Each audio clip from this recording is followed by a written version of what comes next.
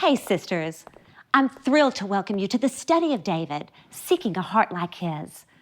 If you're looking for a dream life of all ups and no downs, of constant tranquility and no conflict, of perfect families and only loyal friends, then you are barking up the wrong tree. But if you'd like to know how you can have a heart for God amid a crazy fallen world, you've come to exactly the right place. I'm so honored to study with you. Let's have some Bible study, shall we?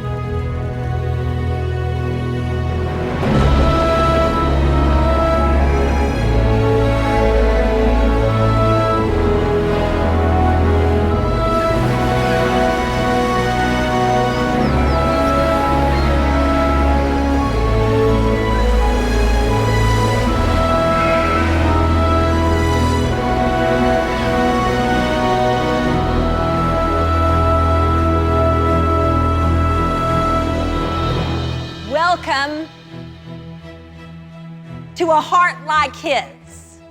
Anybody want to study the Word of God together? I just want to hear from your hearts, could anybody stand to have a little something new done with a heart you bring to this study, because that is what this is all about. I want you to turn with me to 1 Samuel chapter 13, the book of 1 Samuel. And I want to invite you to partake on a journey of narrative style. And I'm going to tell you what captures and holds my attention in an attention deficit culture. And that is character development. Anybody know what I'm talking about? How many of you, I wish so much I could see you on the other side of that screen. I'm never going to forget you're there. I'm going to be thinking about you with every single point and expression, and I hope that you'll call back right out to that screen, just the same as you would if a teacher was standing right in front of you. So I want to ask you this question, as well as all of you. How many of you own a series from television, a DVD series you have more than 2 seasons of any given series? I just want to see your hand. How many? How many may have 4 or 5 seasons of the same television show? Now, I would ask you, because so do I, what makes you like that particular series so much? And I would suggest to you that it is the character development. Even over the course of a season of a reality show, you're getting involved in the lives of those people. That's what brings you back week after week after week. You will never find a storyline more involved than the story of a shepherd king by the name of David. In the entire stretch of antiquity, in Genesis to Revelation, there is no one except God himself and his son, Jesus Christ, that more is told about and more information is given and more is said from his pen than David himself. If you like character development, you have come to exactly the right Bible study. Originally, it was written in one piece, not a 1 Samuel and 2 Samuel, but it was all the book of Samuel. And it is intricate and involved, and we will take an emotional, psychological, and certainly a spiritual ride with him that we will never forget if we will let ourselves be so captivated. I dare you, among such an attention deficit world, to give yourself entirely to 10 solid weeks of Bible study in your sessions, in your homework, and see what would happen if for just a little while we look neither to our right nor our left, but straight ahead into the Word of God. We begin to unfold our story, where we'll pick up in just a moment in 1 Samuel 13. We are beginning about 1,000 years before the feet of Christ hit the sod of this earth, all the way back to the very beginning of the monarchy in the nation, the chosen people of Israel. Character development like you have never seen. And here's where we're going to begin. Always the introduction is going to be tedious when we're hopping in the middle of a book, and that's what we're doing. I'm going to start reading to you out of 1 Samuel chapter 13, and what we're going to do is freeze frame there and glance back over the history of 1 Samuel to that point, and then pick up there again, because you and I are actually studying the life of David himself. So where we'll pick up today in our introductory session is with the first hint, the first introduction of that particular man of God, and we'll find it right here in these passages. So I want you to hop in with me. I'm going to start reading 1 Samuel 13, 1 through 14. Saul was 30 years old when he became king, and he reigned over Israel 42 years. Saul chose 3,000 men from Israel. 2,000 were with him at Michmash and in the hill country of Bethel, and 1,000 were with Jonathan at Gibeah in Benjamin. You and I are going to learn, you're going to learn that especially on day one of your first week of homework. You're going to learn that Jonathan is the son of Saul, who is the present and first king of Israel. And you're not going to be lost in a few minutes, because we're going to go, even if you're brand new to the entire study of the Word of God, you've never opened it before, you're going to get it as we go back over some of the history. It says, the rest of the men he sent back to their homes. Now Jonathan, verse 3, attacked the Philistine outpost at Geba, and the Philistines heard about it. Then Saul had the trumpet blown throughout the land and said, let the Hebrews hear.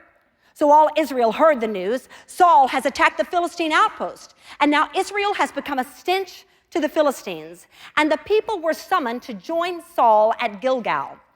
Verse 5, the Philistines assembled to fight Israel with 3,000 chariots, 6,000 charioteers. Now, did you hear about those 3,000 men that were gathered in verse 2? So now the Philistines, the long-time arch enemy of the Israelites, especially in this whole segment of history, had 3,000 chariots.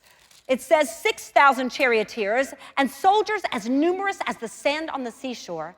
They went up and camped at Michmash, east of Beth-aven. When the men of Israel saw that their situation was critical and that their army was hard pressed, everybody say hard pressed, they hid in caves and thickets among the rocks and in pits and cisterns. Now this is the children of God, the people of Israel, who were told, you will never stand before an enemy that can defeat you if you are obedient to me. That's all it took. No one can stand before you and be victorious. God told them in covenant with them, if you are with me, because I will be with you, and the battle will be the Lord's. It says in verse 7, some Hebrews even crossed the Jordan to the land of Gad and Gilead. Saul remained in Gilgal, and all the troops with him were quaking with fear. He waited 7 days, the time set by Samuel. You'll get to know Samuel in just a moment. But Samuel did not come to Gilgal, and Saul's men began to scatter. And so he said, bring me the burnt offering and the fellowship offerings. And Saul offered up the burnt offering. Just as he finished making the offering, Samuel arrived, and Saul went out to greet him. What have you done? Nothing like greeting someone, and this is the question out of their mouths. What have you done? If you are a parent, you have greeted your child occasionally with, what have you done? I'll never forget coming in from a trip on the other side of the world that my husband did not want me to go on, and I should have listened to him, because now he didn't say no. He just was uneasy about it. And he said, I'll just be so lonely. And when I got home, he had added to our population of 4 animals with a 5th animal. What have you done? Anybody know what I'm talking about? And Saul replied, when I saw that the men were scattering and that you did not come, you didn't come at a set time, and that the Philistines were assembling at Michmash, I thought, now the Philistines will come down against me at Gilgal, and I have not sought the Lord's favor. So I felt compelled to bring this burnt offering. It says in verse 13, you acted foolishly, Samuel said. You have not kept the command the Lord your God gave you. If you had, he would have established your kingdom over Israel for all time. But now your kingdom will not endure. Now it's not slipping out of his hands in this moment. We will see him as king For ages it will seem, in the weeks to come in our study sessions together and in your homework. But at this moment, the die had been cast, and his kingdom would not endure, and there would not be a dynasty for the first king of Israel by the name of Saul. It says, but now your kingdom will not endure, and this is going to be our key sentence and where we will launch our 10 weeks together. It says, the Lord has sought out a man after his own heart and appointed him leader of his people because you have not kept the Lord's command. God is seeking a man after his own heart. That is the first little whisper, the first little hint of a man named David that will come to steal our hearts with a heart after God's own. I want you to see in this hint of a man after God's own heart, I want to show you a couple of things where we can build some foundation that will pour. 3 different statements I want to make with you as we start this journey together. And here is the first one. A person's story never begins with his own or her own. And I want you to think about something with me for a moment because it's a really beautiful and nice romantic notion that every single brand new life begins with a blank page, but that simply is not so. Every story that is written, I want you to think of your life as a story that God is writing, if you could just think in simple terms like that. The adventure that God is writing about his own glory through your own realm of experience and from the person that he has raised you to be. I want you to think for just a moment that it didn't just start off a blank page. There was already ink from all sorts of people's lives spilled on your page before you even made it onto the planet. Would you say that's true? Your parents and just other figures that had such impact over your lives, their experiences so impactful that it changed your own. For the man after God's own heart, long before he ever comes on the scene, there are 2 figures that loom large over his life. And we will see them and have already met them in 1 Samuel chapter 13. And they are Samuel and Saul. Samuel and Saul, and we're going to look back in just a few moments, look back in 1 Samuel, and we're going to see some of the characteristics that we have, some of the history that brings them together. But for now, here's what I want you to understand at this critical point in history where our study begins. Samuel is Israel's last judge. They are coming out of the period of the judges. Saul is the very first king. And I want you to notice something with me as we take this story line together, that these 2 lives had such an impact on a man to come who did not for a long time even know they existed. Go on to number 2 that says this. Our lives are often, I thought carefully about this word, laboriously, everybody say that, that's such a good word, laboriously. Our lives are often laboriously intertwined with another that we have neither chosen nor fully accepted. Would anybody say that that could possibly be true? Has anybody got a person, a figure in your life that you did not choose, and after all of these years of finally coming to terms with the fact that it appears that you're not going to be able to get rid of them, you cannot fully accept that they might have had a destined place in your life, positioned right there by God? Anybody know what I'm talking about? This is the kind of person that you can't decide whether you love or hate. Anybody? But you know one thing, you cannot seem to get rid of them. How many of you could say, all those years ago when this person first came into my life, it never would have occurred to me that I would still be stuck with them? That's Samuel and Saul.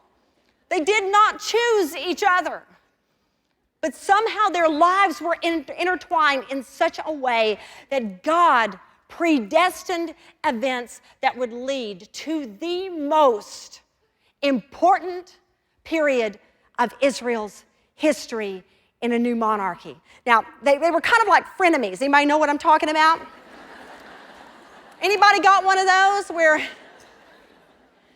you can't decide whether they're really your friend or your foe?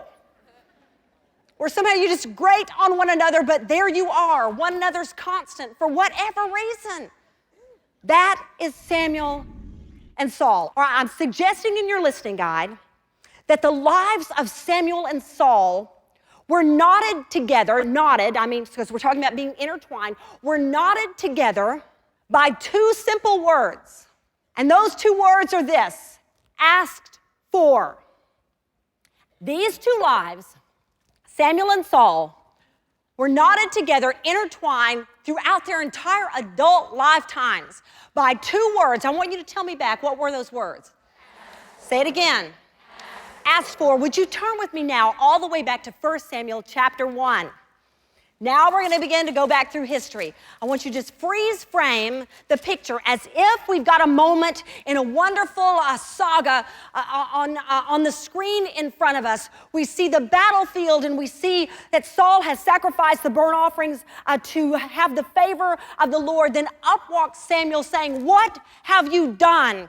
And in that moment, when Samuel says to Saul, "Now you will have no dynasty, because God will seek out a man after his own heart," I want you to picture that image has just frozen on the screen, and it begins this backstory that takes us all the way to 1 Samuel chapter 1. Now here's the story. There's a woman by the name of Hannah at the very beginning of the book.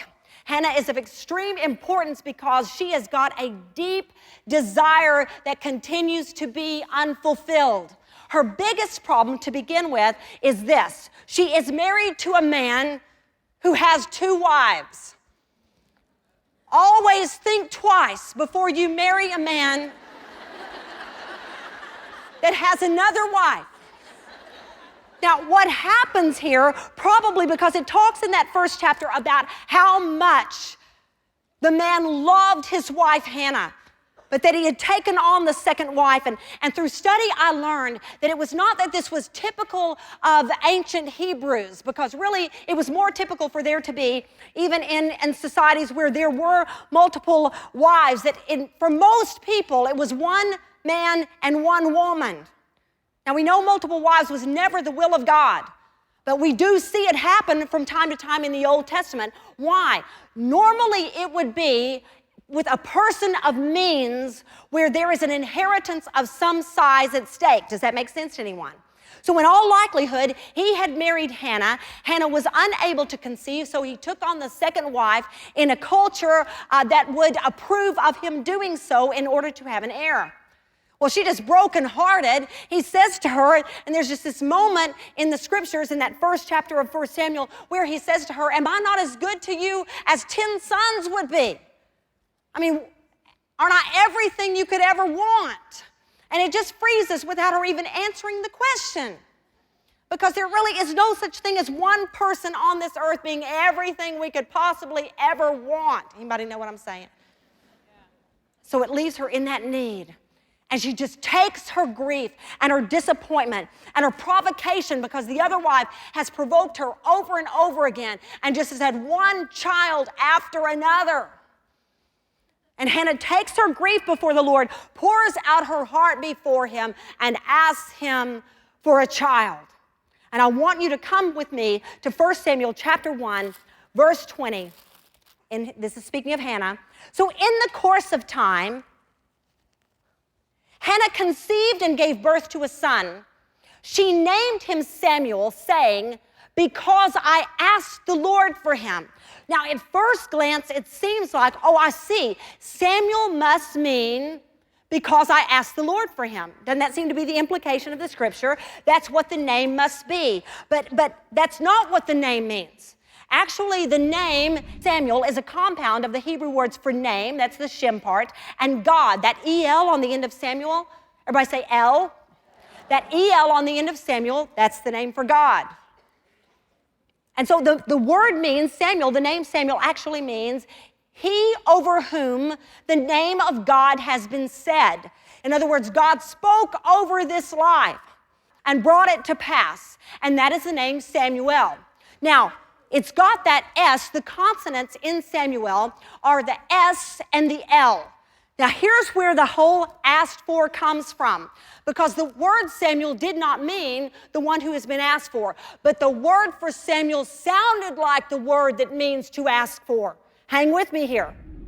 In the Hebrew, the name also sounds very similar to the verb ask.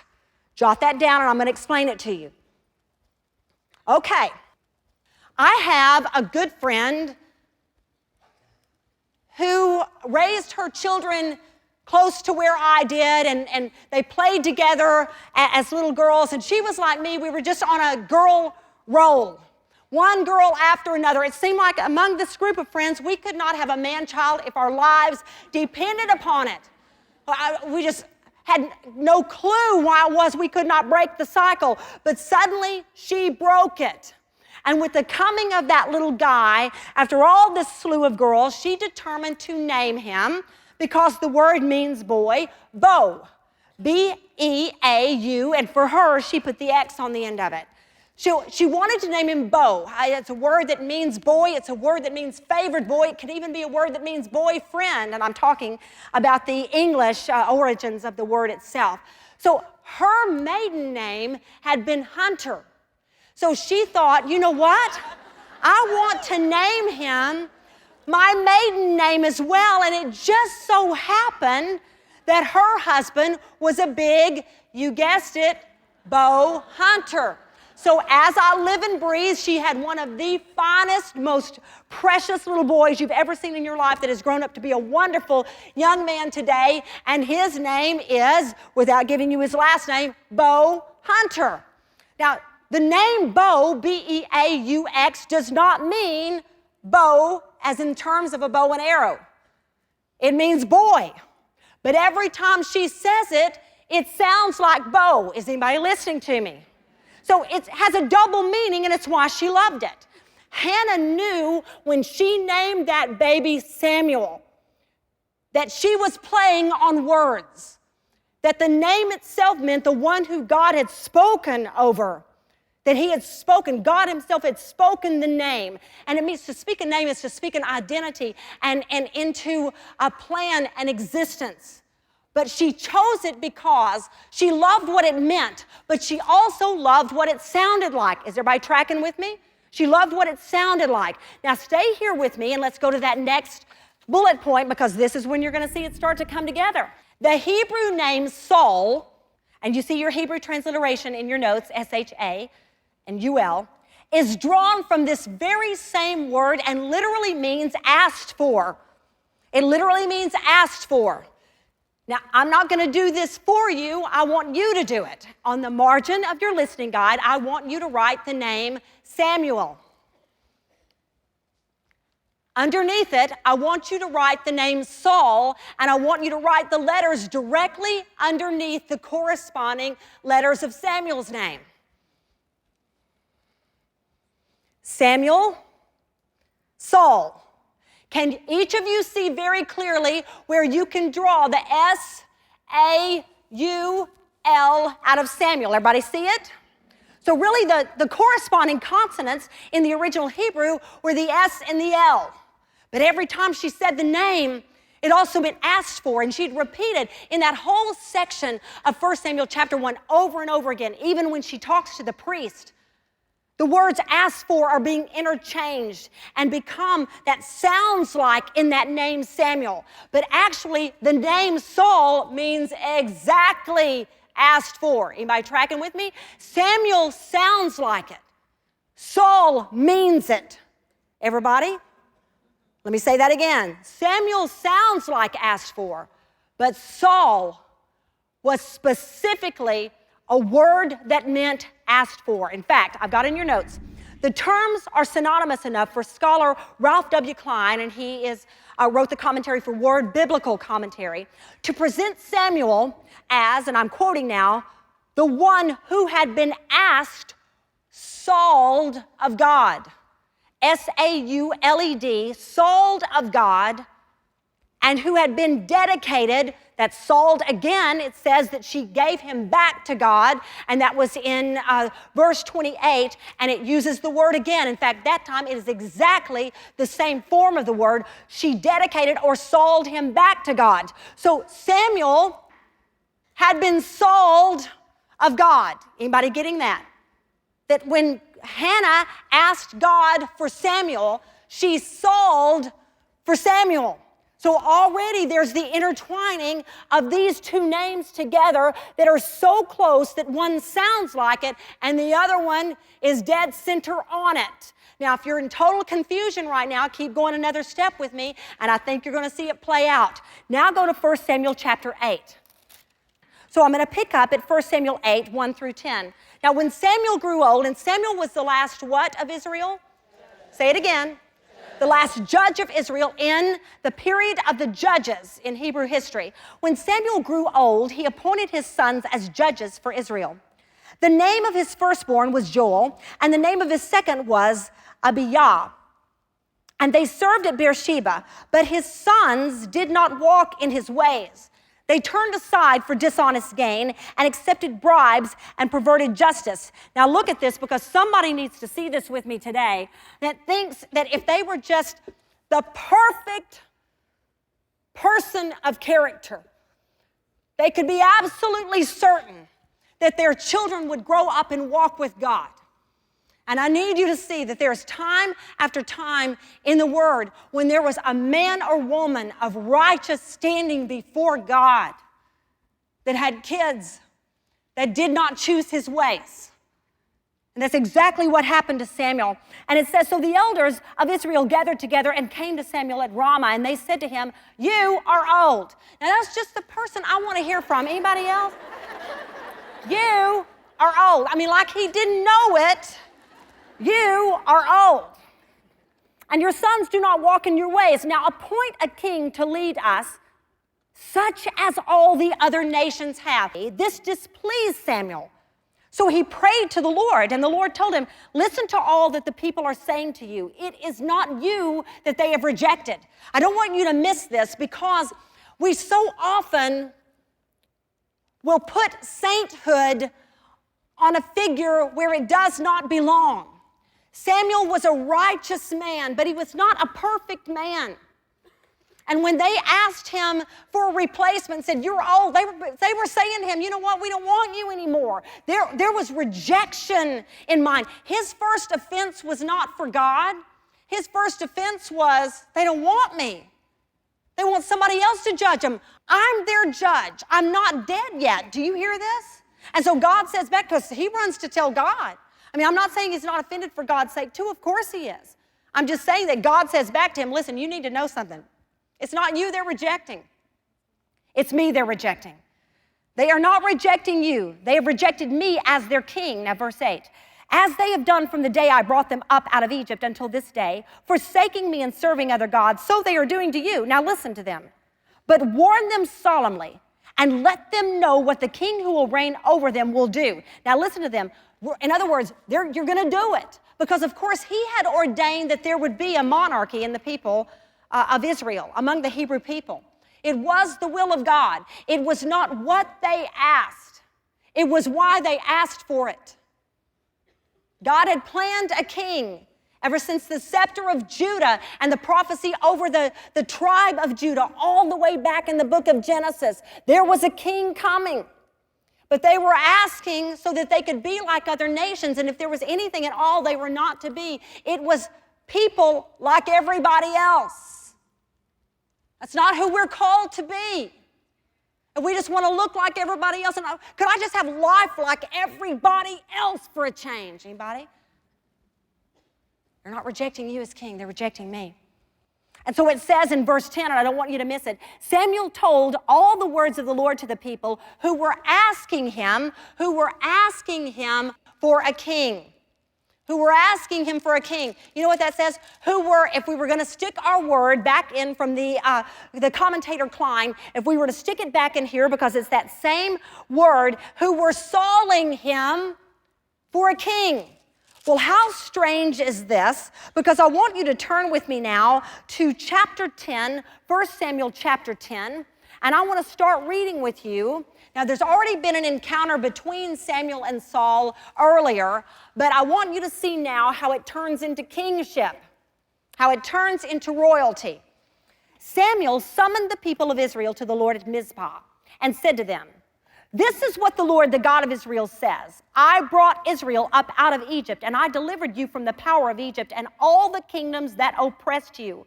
But you have now rejected your God who saves you out of all your calamities and distresses.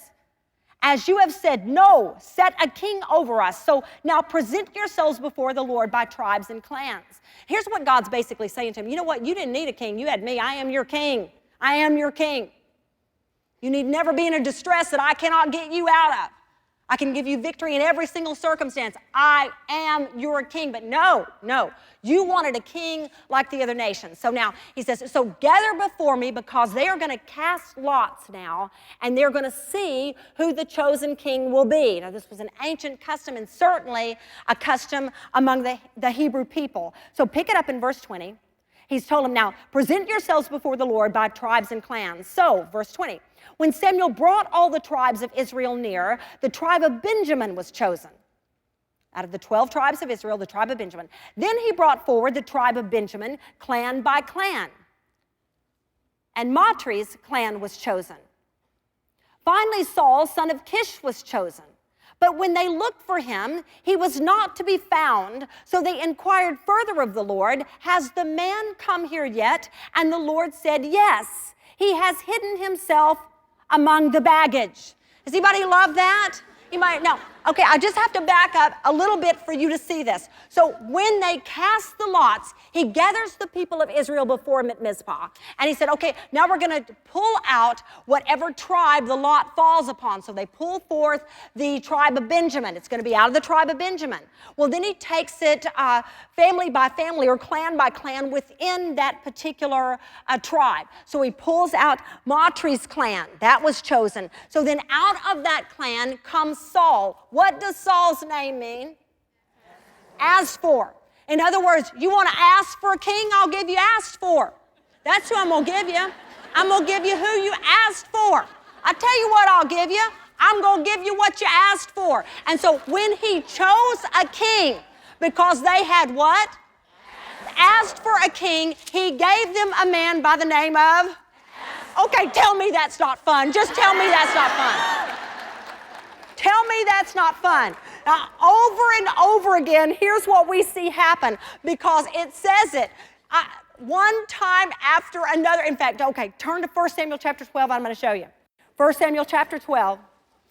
When they bring him forth, you find out why the people thought he was such a great king, because he stands head and shoulders above every other man of Israel. Now, mind you, so this is, if any of you are my age or older, you remember a cartoon called Baby Huey, where there was just this huge cartoon figure that was scared of his own shadow. I present to you Saul, who is the epitome of Baby Huey.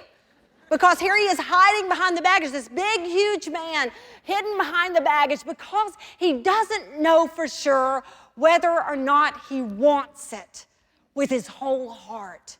And that's exactly where the story launches. Now, in chapter 12, okay, let me tell you a little bit about Hebrew history here. Almost every single time there is a transition of leadership. You would find this in the end of Deuteronomy, when Moses is ending up his tenure. You would find it in Joshua. I'm thinking of time after time in the history of Israel that there is an oration of sorts, a speech given to transition a period in the life of these people. 1 Samuel chapter 12 is Samuel giving this kind of speech that transitions the people over specifically from the period of judges, of the leadership of judges, to the kingship. Now, in many of our Bibles, the caption is going to say the farewell speech of Samuel, but actually that's not perfectly accurate, because we still will see much from Samuel. But it is his official way of saying, you are now moving from my leadership to the leadership of your king. And he says, I'm picking up now in 1 Samuel chapter 12, He tells them how faithful God has been to them and how every single time they cried out in their oppression, God was there for them, and that he raised up from among them judges that led them faithfully. And it says then in verse 12, but when you saw that Nahash, king of the Ammonites, was moving against you, you said to me, and he's talking about the people of Israel, to he himself, no, we want a king to rule over us, even though the Lord your God was your king. So now here is the king you have chosen, the one you have, everybody say it again, the one you have asked for. See, the Lord has set a king over you. If you fear the Lord and serve and obey him and do not rebel against his commands, and if both you and the king who reigns over you follow the Lord your God, well, good.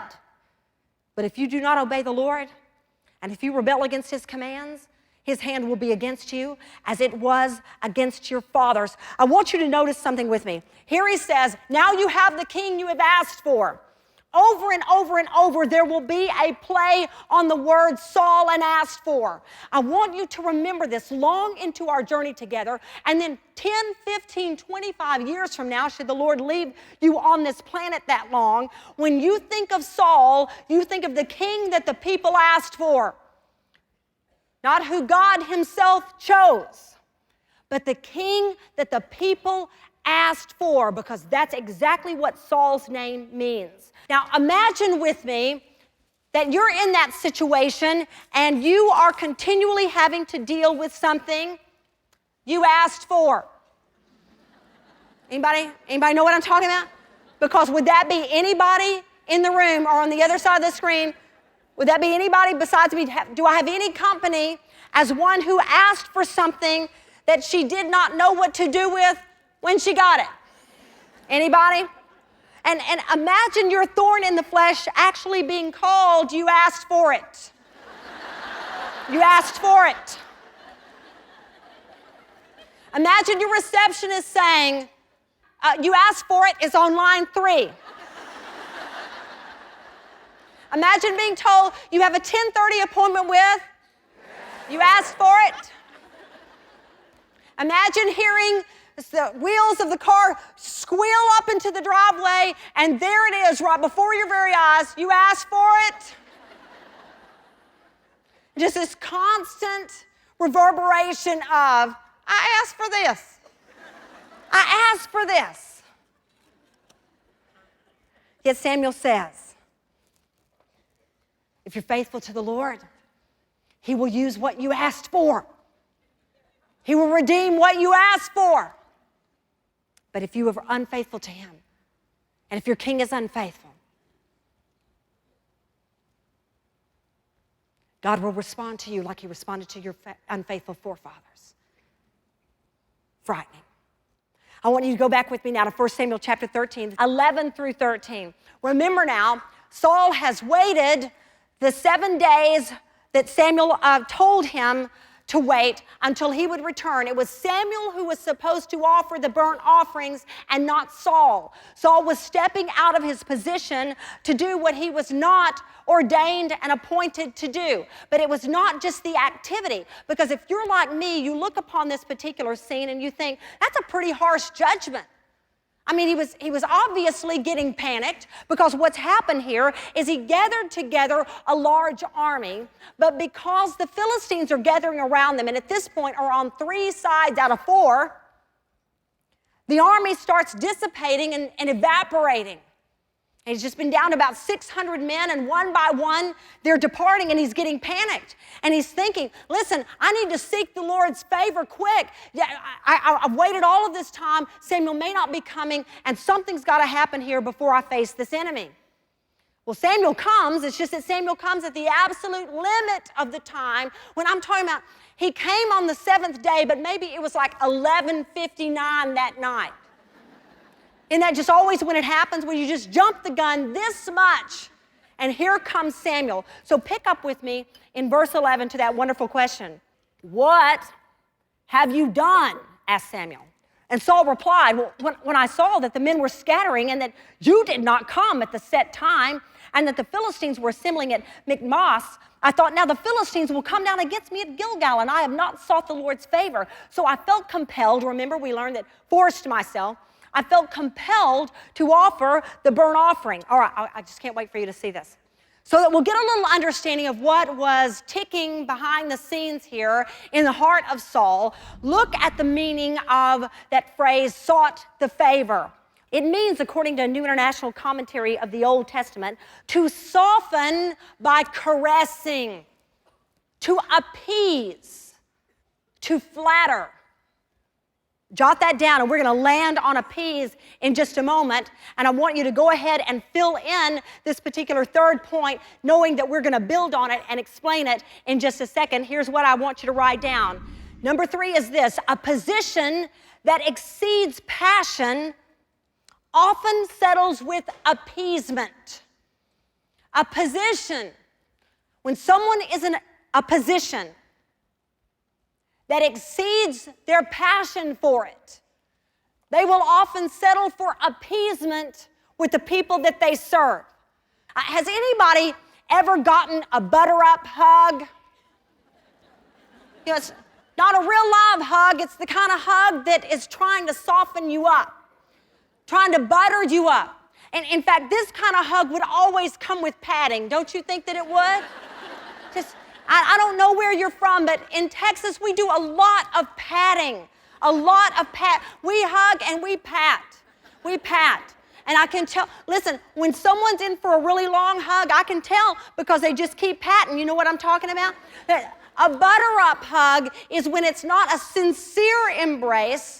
You're after something. There's something you want to soften of a hardness in their heart toward you. A softening of, a caressing hug to bring about the flattery that gives you the result you're after. Now stay with me and think this through for a minute, because I thought, at my house, when we butter something up, we're just about to pan fry that thing.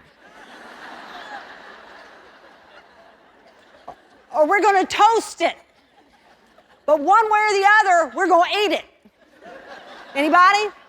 That's what happens when you butter up. This whole point is about appeasing. I want to say this to you. It's not down on your listening guide. I want you to take it in with your own heart, and if you want to write it down, you can. There is a country miles difference between appeasing God and pleasing God. Saul had a heart to appease God. That's what he was after. Not to please God. He's going to try to butter him up. One of the commentaries said that he was going to attempt to get God in a gentler mood. Anybody get that with me? Anybody think they need to get God in a good mood? That you're in charge of God's state of mind, the condition of his mood. That's a lot of power, a lot of power.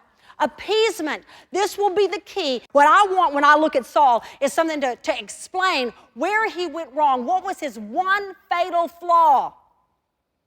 Scholars are divided on it. There are many different explanations to it. But as I was trying to settle on something for us to build upon, here's what kept occurring to me. That Saul was one of those with a position that exceeded his passion.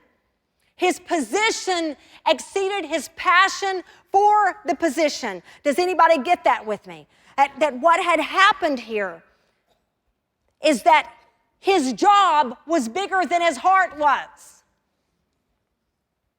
His crown was heavier than his conviction. And that, beloved, will crush you. I want you to think this through for a minute, because don't you think this would also be true in any area of secular business? Leave the religious world or the spiritual world for just a moment and think in terms of the business world.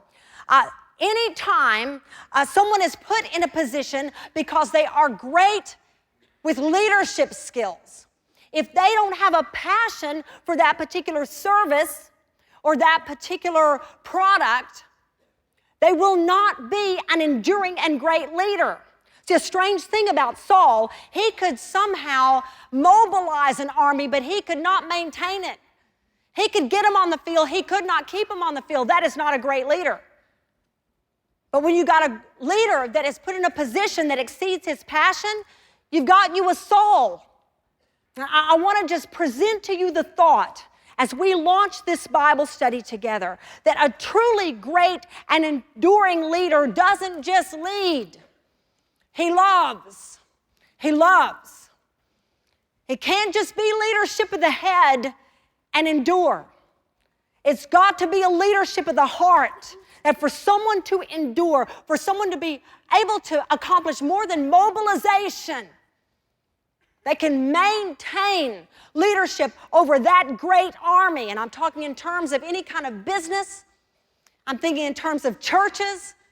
When we're just looking for a great leader instead of a leader that loves the service, that loves that particular way to serve, he will not endure in greatness if he endures at all. Now stay with me and think this through, because what you have here is even more complicated when it comes into the spiritual or the religious realm. Think about it. In Saul's day and in the history of Israel, their spiritual belief was their law. It was the law to love the Lord their God and serve him only. Is that making any sense? It wasn't just their choice. And this dispensation of time we live in, on this side of the cross, in this particular country, we have freedom to choose. He didn't have freedom to choose. He had leadership characteristics. He was a really tall guy. He was impressive to look at, and so he was put in a position that exceeded his passion. I ask you because it does not appear to be true over the course of most of his service to the nation of Israel that he really, you have no evidence that he truly and really loved God. I mean, just like he was sort of stuck with him. God came with the deal if you were a Hebrew. Anybody getting that? Wouldn't that be something? And so we had to deal with this one who, if he didn't have his favor, if he couldn't appease him, he wouldn't win. That's exactly the situation that Saul found himself in. I want you to notice something before we conclude in 1 Samuel chapter 11. 1 Samuel chapter 11, 6 through 8. 1 Samuel chapter 11, 6 through 8. This same king that was mentioned just a little while ago, Nahash the Ammonite king, a vicious king that called the people to surrender before him. And if they would surrender, he was going to all he would do is just gouge out their right eye. But he would let them live otherwise. Could you imagine? And so Saul comes upon these people that are absolutely grief-stricken, that if they honestly give way to a king who is otherwise going to kill them, then they'll live, but they'll live with only one eye. Nothing like getting your right eye gouged out so that you can save the rest of your life. That's exactly what they were facing, and it says that Saul comes upon him. He hears all this weeping and all this lamenting, and he asks them what is wrong, and they tell him. And it says in verse 6, when Saul heard these words, the Spirit of God came upon him in power, and he burned with anger. And it says then that God's Spirit came upon him and gave him the victory. The Spirit of God came upon him. But you find him in 1 Samuel 13, not asking for the Spirit of God, just asking to appease God. Give me the victory. No, God wanted a man who wanted him more than the victory, who was not after the Spirit's power, but after the Spirit himself. Anybody stepping in that with me?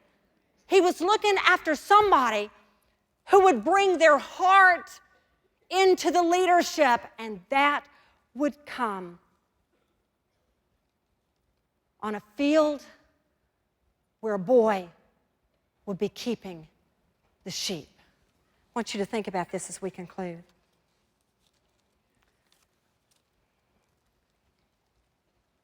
2 Chronicles 16:9 says that the eyes of the Lord range throughout the earth looking for one man, one woman, I'll just interject that gender into it as well, that has a heart that is whole toward him.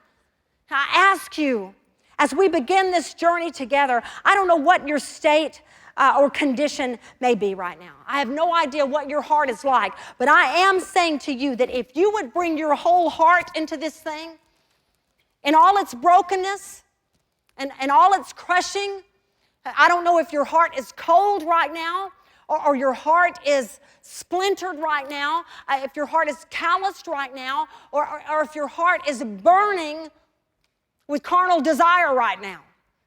But I am saying that the Word of God tells us that He is looking for anybody who will bring their whole heart to Him in all its condition and estate. Anybody getting that with me? I remember some years ago going through such a time of personal brokenness in my own life, and I began to have severe chest pains. And I was absolutely positive that I had developed a heart condition and that I was going to have a heart attack if someone did not stop it. And I mean, I waited and waited so I would not be ridiculous. I felt all the pains down the arms. I felt all the constriction in the chest. Everything you would associate with a heart attack, I felt. And so I went to my general practitioner. He sent me on to a specialist. And when I went to the specialist, they put me through all the stress tests, everything you can imagine to just judge the condition of my heart. They checked the circulation. They did everything that they could do. And he finally sat down with me and said, "There is nothing physically wrong with your heart." I said, "I know there is. I've had terrible chest pains. I've thought I was going to have a heart attack. I know there's something." He said, "I don't know what is going on in your life, but there's nothing physically wrong with your heart." He said, "You have a cardiovascular system most doctors would give anything to have beating in their own chest. Nothing physically wrong with your heart." But he said, "I have a feeling it's been broken." And it had. I wonder if your heart's been broken, crushed, splattered, or just plain calloused or lost. All He's asking as He seeks out a person He can use is for every last ounce of it. You don't have to get it in good condition. Just bring the whole thing. Just bring the whole thing. If we would, over this 10 weeks, bring Him the whole splattered mess, He will build up a woman after His own heart that He can use. This is perfect timing for me. I wonder if it's perfect timing for anybody else. This is our season for a new heart, for a whole heart, for a full heart. Would you pray with me? Father, we bring to you everything we've got. Or we want to. Just looking for whole hearts. I come to you at a season in my own life where this could not be more timely, and I pray that the same is true for them. I just want to offer my heart afresh to you as they offer theirs. Come, Holy Spirit. We don't just want your power. We want you. We want you. Do something only you can do. In the magnificent and beautiful name of our Savior, Jesus. Come, mold within us hearts like yours. Amen. I don't want to get in that trap of just trying to appease God, do you? I want a real live holy passion. I want the kind that blinds you to selfish ambition. I want to be a woman after God's own heart. I think you do too. Or maybe you just think there's got to be a better life than what you're living. Whatever brings you this way, it's God who initiated it. He called you here. Let's walk this road together. Let's see where this thing ends up.